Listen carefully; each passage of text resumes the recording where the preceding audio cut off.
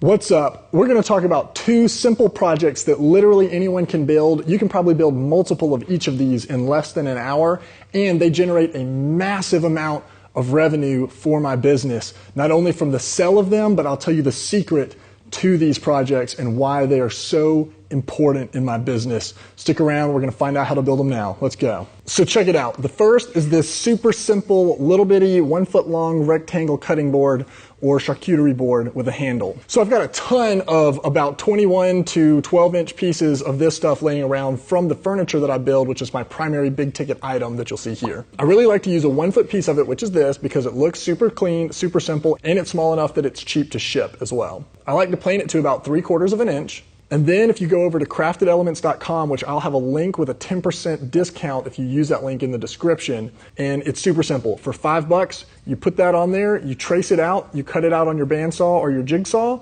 Then you either use double-sided sticky tape or the CA glue and activator method, and you flush cut that handle. I put a 1/4 inch round over on the top side. I sand it with 100 grit, and then I sand it with 220 grit. And then if you want to put your logo on it, you can put your logo on it. I make sure they're clean and smooth, but I don't spend too much time on them because that's a non-value added time waste, and the customers don't really care. The next project is this little thing right here. It is a flower arranger. You put it on top of a vase, and then you put flowers through each of these little holes, and it lets folks arrange flowers and hold them up more vertically so they don't all flop to the side. You can do them bigger, smaller, whatever. This is kind of a standard little size that I've seen. It's just made from 2 small circular pieces of wood. You just need it to be about a 1/4 inch thick, and you need the top circle to be about 1 inch bigger than the bottom circle at this size. For instance, the big circle is about 3 1/4 and the inner circle is about 2 1/4. I just use things laying around my shop to draw these circles because it doesn't have to be the exact same every time. Then all you do is drop it on a bandsaw, scroll saw, jigsaw, hole saw, whatever. Cut out those 2 circles and you're gonna glue them together. I like to put CA glue on the middle and then wood glue around the outer edge, spray your activator on the other piece, and then you press them down and the activator will hit that CA glue and set up real fast, and then the long-term strength is obviously in the wood glue, not the super glue. The next thing you do, and you can be more precise about this, you wanna drill somewhere between 7 and 9 holes in these things, and that's for the flower stems to go through. It really doesn't matter, and if it gets bigger, you'll probably want a few more holes in there. Now time for the burning question in everyone's mind, and that is, do you actually make any money from these 2 items?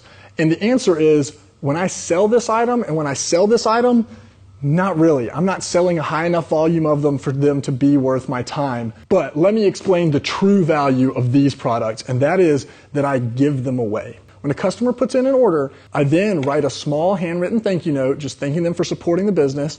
I put one of these or one of these in an envelope and I ship it to them immediately. Why do I do this? It's a simple concept. People love getting gifts. People love getting packages in the mail. And people don't love spending a bunch of money and then seeing nothing in return for that money for a long time.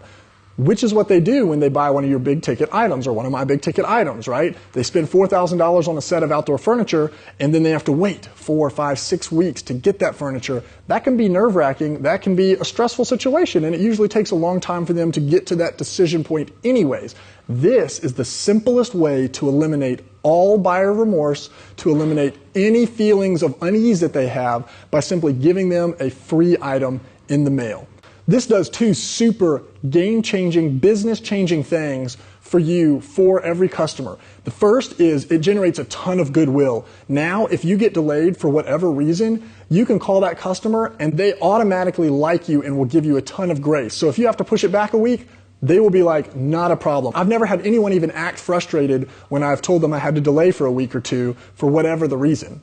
And the second and most important benefit of this is that people will preach about you. Because it's so unexpected, they will tell their friends, they will tell their family, they will tell their dog how awesome and how amazing and unexpected it was that they got a gift in the mail that was not included in the thing that they purchased. I can't stress enough the value of the word of mouth aspect of doing something as simple as giving these away when people put orders in. Click on some of these videos to find projects that you can do with just a circular saw that sell for thousands of dollars. Thanks, bye.